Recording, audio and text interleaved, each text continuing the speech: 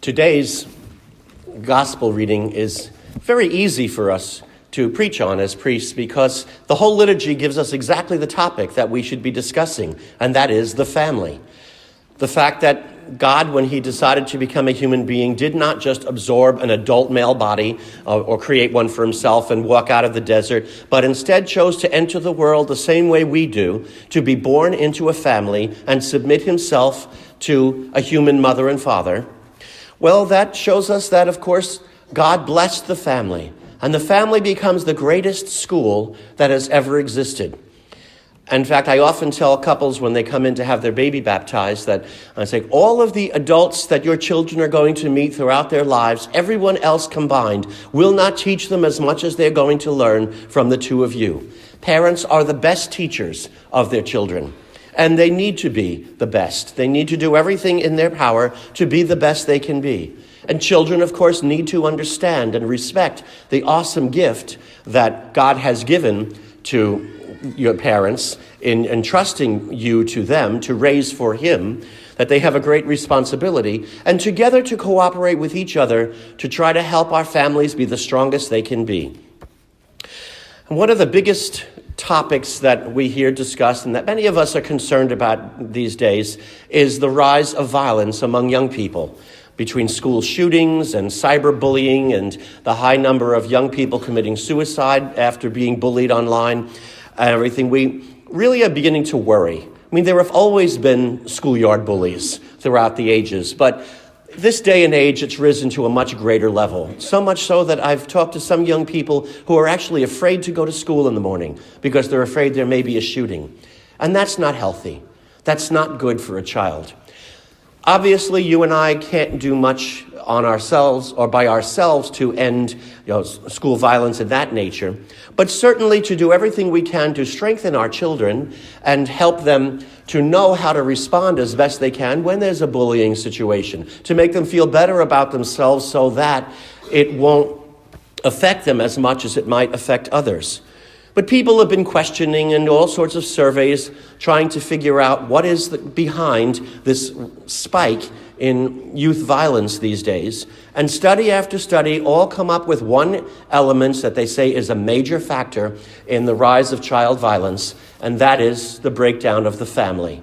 That many children are raised in single families, and sometimes, of course, there's nothing we can do about it, not differently, especially, for example, when a parent is widowed. But the majority of children today are being conceived out of wedlock. Many children don't even know who their fathers are, or their fathers are not involved in their lives at all, and that puts a burden on the mother that she has to somehow try to be double parent for children while at the same time raising money to support the family. And even outside of that, even when we have stable families with a good solid marriage, still today most mothers are out working. And when I was growing up, that wasn't the case. The father was the breadwinner, and he would go out and work. And when we came home from school, mom was home. But now that's not the case anymore. Very few mothers are stay-home mothers. Most mothers now are out working. And don't get me wrong, I'm not for a moment trying to say anything against mothers going out to work. Of course, in many situations, it's absolutely necessary. But it does create a situation that is, if that's the situation, maybe unavoidable, and certainly we want to see what we can do to acknowledge it and put other things in place to try to help. Most especially when we realize that children, if both parents are working, when they come home, they'll be by themselves. And many children come home to an empty house. And while that's always had problems, in today's world, there's an extra element of danger in that, and that is the internet. Because children can be there unsupervised, and if there are no parental controls on the internet from social media and all sorts of different places where teens especially will interact with others, and sometimes very inappropriate conversations where cyberbullying and a lot of that will take place, to pornography, to so many other things that are dangerous to a child's well-being, and there's nobody there to notice it. And many good children are being caught up in that simply because they're home alone and there's no one checking afterwards what sites they've been on or making sure there were blocks on the program, and putting other things in place to try to help a child not want to look towards those things when the child is alone. Because let's face it, parents can't be with their children all the time. You can't be there always watching everything they're doing. And so we want to try our best to instill virtues in them that we know will be with them even when they are alone or when they go out with their friends. Obviously, parents can't go out with their children and hang out with their friends and sit next to them in the movies and walk through the mall with them. No, they have to know that they're sending their children out, and the morals and the values that they have taught you, children, are going to go with you. And so they worry about that. And there are great concerns on a parent's part. And one of the greatest things we can do to try to lessen the severity or the possibility of anybody doing something inappropriate is spending time together as a family. It is a sad consequence of many things in our world that we discover many families are not together. And it's a variety of reasons for that. Many of you who are here today, of course, are already grandparents. And more, we notice families turning to grandparents to help with the children as the parents are out at work, if the grandparent is retired, being there to take care of the child. And that's a wonderful addition. And so you, even though you're grandparents, sometimes you might feel like I raised my kids and now I'm also raising my grandchildren. But often you're doing something very important to help your family. And also not being afraid to step up and say something and do something, especially if you notice your children being necessarily or actually neglectful of their children, to try to do something to try to heal that. Maybe saying a word to them, or perhaps even saying, if your children are not taking the grandchildren out enough and spending enough time with them, then plan things. Why don't you guys come over to my house for the day and we'll do something? Little different things that can take place that can help strengthen our families. One of the biggest things that we have lost that is hurting families tremendously is Sunday as a day of rest. When I was a boy, we were always together with the family on Sunday because there were no stores open. Nobody dared do chores on Sunday. There were no Little League games or anything like that. Nobody ever had a birthday party on a Sunday. So we all went to Mass in the morning. There was little to interfere with it. And then we spent the day together. When we were really little, my grandmother would have all of us over for Sunday dinner, and my cousins would be there and everything. As we got older, that was less possible. But we still spent time together on Sunday as much as we could together as a family. Now, unfortunately, Sunday has become the biggest shopping day of the week. Try to get a parking space in a mall on a Sunday. It's impossible. And we shouldn't be out shopping on Sunday. We should be doing that on the other days of the week. And people are taking home chores or work from the office and getting their chores done. And families who used to spend time in years past together on a Sunday, just relaxing, going someplace together. Maybe the father taking the son out fishing, or the mother and daughter sitting together and doing whatever they like to do. That time that was such a good time for families to spend together has now been lost because we're too busy shopping and doing chores on a Sunday. And that needs to be restored as best we can. And another thing that I'm horrified to realize is the large number of children that I work with here in the parish who tell me they never sit down for a meal with their families. That the mother just makes something and leaves it on the stove and they help themselves to it, or they just fend for themselves, or she'll leave something in there for them to heat up. That's not good, and that is not healthy. My family growing up, we always sat together every night, 6 o'clock, the family had dinner together. Granted, sometimes not everybody could be there. Maybe somebody had to work, who had play practice or whatever it may be. But whoever was in the house, we sat together every night at dinner at 6 o'clock, and we still do to this very day. In every parish I've been in, the priests have always done the same thing, made sure that we respect that time together as our dinner, as often the only time we really have to be together. When I first came here to St. Anne's, there was no cook, and I found out that the priests were just fending for themselves, going out and finding whatever they could pick up here and there. And I said, that's not good for several reasons. Father Carson, may he rest in peace, had told me that one night last week his dinner was a bowl of cornflakes. And I said, okay, that's not healthy eating. So number one, fending for yourself does not mean we're going to have a healthy, balanced meal. Having a cook who is going to cook and prepare a healthy meal is so vitally important to our own physical health, as well as it's often the only time we can sit down and talk with each other. Father James and I, of course, are busy with our own things during the day, and sometimes we're like ships passing each other in the night, and we'll say hello here and there as we pass each other. And sometimes the only chance we have to sit down and talk and be together is at dinner time. So We sit down together and maybe we'll talk about something here, a project in the parish that we need to put our heads together on, or even maybe just for me to be able to say to him, so how are your studies going? Or how's your life? How are things happening? That time is so important, and we guard it very carefully because we need that time together so that we as priestly brothers can bond and serve you well. And families are the same thing. We need that time together. And so if having dinner together in the family has not been something that you've been doing up to now, I urge you, I plead with you, please make sure you institute it now, that whoever is home eats together at the same time and we have an opportunity to talk. And make a concerted effort to have activities that involve the whole family. So parents, make sure you do find time to bring your children out somewhere. Sometimes I'll hear grandparents are telling me, my children never take my grandchildren anywhere. And that's a shame when that happens. Sometimes it's the reverse. Parents who are trying very hard to do things, especially with their teenage children, but their teenage children balk and don't want to go out anywhere because they somehow are embarrassed to be seen in public with their parents, especially if they should see one of their friends, as if their friends don't realize they have parents. And I tell them, you know what? Your friends have parents too. So spending time together with your parents, teenagers especially, is a wonderful thing to do. Encourage it. If your mother or father don't invite you to do it. Girls, say to your mom, hey, why don't we go out and get our nails done together? Dad, how about we go to a ball game together? Anything like that. Something to keep communication going among family members. And the one place that I think is most neglected, especially when children are young, is among the husband and wife, taking time for each other. I always encourage parents, no matter how busy you may be with the children and how many things they have, take the time once in a while for the two of you to go on a date. I remember as a boy, every Friday or Saturday night, my mother and father had mommy and daddy's date night, and they left us with a grandparent or a babysitter, whoever it would be, and they would go out just to strengthen their relationship. That is so critical.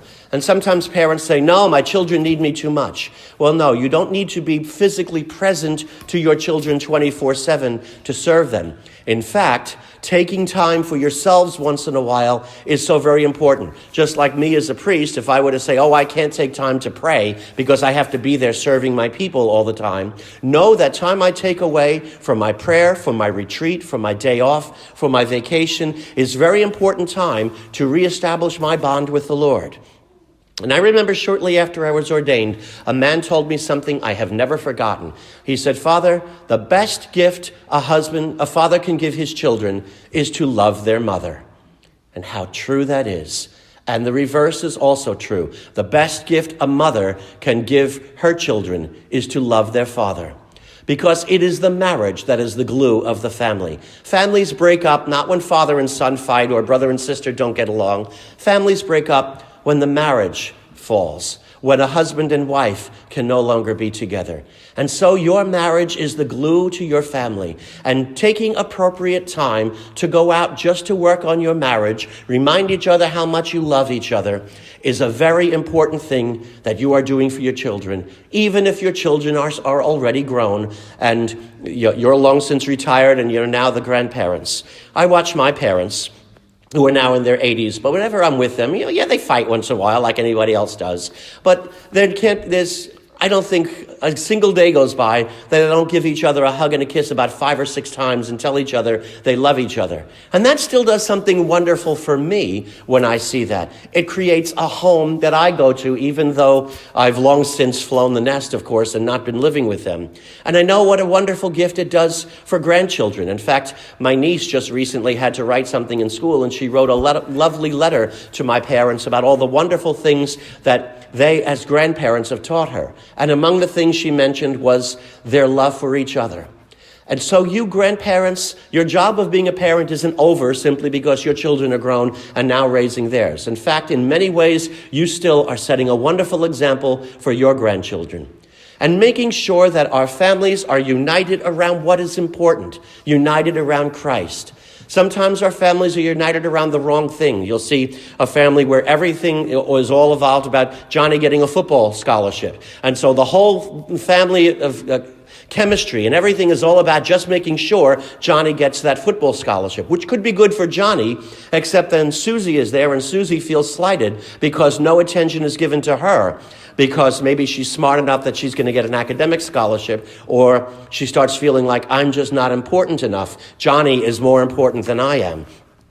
And making sure that the balance is to create all of our families as a little church, as Pope St. Paul VI said in a homily he gave in Nazareth once about the Holy Family, that the family is the first church, the first place where God is known and loved. And make sure our families and our whole attention, our whole ethic is about growing together in Christ, teaching our children, our grandchildren to love Christ and follow him. And hopefully, when we do that, that these teachings and the lessons we give them will go with them throughout their lives. And so today, on this Feast of the Holy Family, let us pray and look into our families and say, even if our families are pretty strong, as many of yours are, what can we do to strengthen it? How can I be a better child, a better parent, a better grandparent? How can I be a better brother or sister? Because that is an important part of the equation as well. And doing everything we can to make sure that our families are built beautifully on the model of the Holy Family. And as a little sidebar, if I can give a little coda to this, something that I've lamented, and I'm sure many of you have, that is unique in our world today, that I would like to call some attention to, because we can all make this very same mistake, and that is the lack of civility that is going on. You notice how in the world today it's so hard for people to have a rational, responsible conversation. People don't know how to respectfully disagree. Right away, if you don't agree with me, you're hate-filled. You hate me because you don't agree with me. And of course, that's a horrible way to go about things. And people call everybody names, and it's getting worse in our world. And of course, the world of politics has never been a civil place where people had polite things to say about their opponents. They'll say or do anything just to make their opponent drop 2 points in the polls and secure a victory. And this coming year, I think with the presidential election, we're going to see incivility and lack of courtesy and respect at an unprecedented level. It's been so bad in Washington, and you've seen that. We're all looking through it, seeing that people will say and do anything just to be proved right and just to make the other side look wrong. And it's getting worse and worse. And the question we often ask is, what are our children seeing? What are they learning through all of this? Well, we can't always stop what they see. They're going to pick up the newspapers. They're going to hear clips on the TV. And try as we might to keep them and shield them from seeing that, some of it is going to get through. We can be the best example for them, or one of the best things we can do for them, shall I say, is condemn inappropriate language and discussion of others and treatment of other politicians to the best of our ability, especially if that inappropriate behavioral language is coming from the candidate that we will support for president, whoever that person may be that we ultimately choose to vote for. And if they say something, and you might say to your children, well, I'm planning to vote for this man or this woman, whoever it will be, because that person shares my values and what I want to see in America, but I don't condone. In fact, I condemn what he or she just said. No, that is not appropriate. And both parties are guilty of that. We all know that President Trump has a very bad habit of calling people names here and there, and I'm not saying anything about his policies. While many of his policies I may agree with, I don't like when he insults people. I wish he would stop that. But then on the other side, you see Democrats who tell people, go out and harass anyone that you see supporting President Trump. Well, that's wrong too. It's wrong on both sides. Can we not get together and cooperate as a country? Can we be civil and work together for the well-being of our nation? And I think we can do a lot for our children to point out that they're not getting a good example from Washington of how to behave appropriately, of how to be model citizens. So let us do it. Let us show our children, I will vote for this person or that because I believe in what he or she says, but I do not support their inappropriate language and the nastiness that they're using towards one another.